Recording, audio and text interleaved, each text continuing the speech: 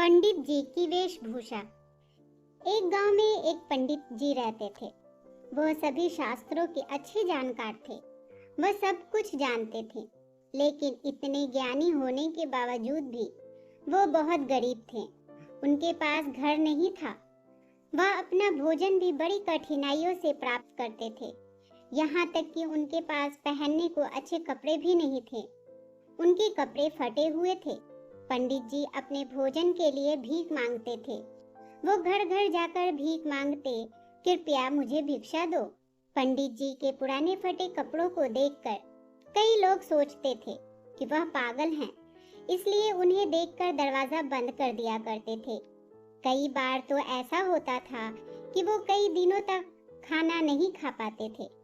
एक दिन उनके फटे पुराने कपड़े देखकर एक व्यक्ति को दया आ गई और उस व्यक्ति ने उन्हें नए कपड़े दिए।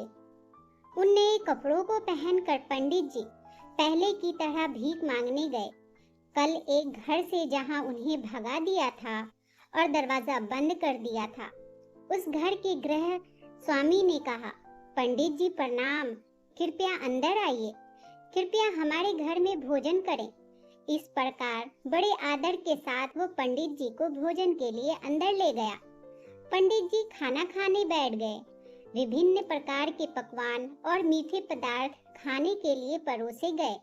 पहले पंडित जी ने प्रार्थना की। उसके बाद पंडित जी ने अपने हाथ से एक मिठाई ली और अपने नए कपड़े को खाने के लिए कहने लगे, खाओ खाओ। यह देखकर सभी घर वाले हैरान रह गए। वो समझ नहीं पा रहे थे कि पंडित जी ऐसा क्यों कर रहे हैं। उन्होंने पंडित जी से पूछा, पंडित जी आप कपड़ों को खाना क्यों खिला रहे हो? तब पंडित जी ने इस प्रकार उत्तर दिया, वास्तव में इस नए वस्त्र के कारण आपने मुझे आज भोजन दिया है।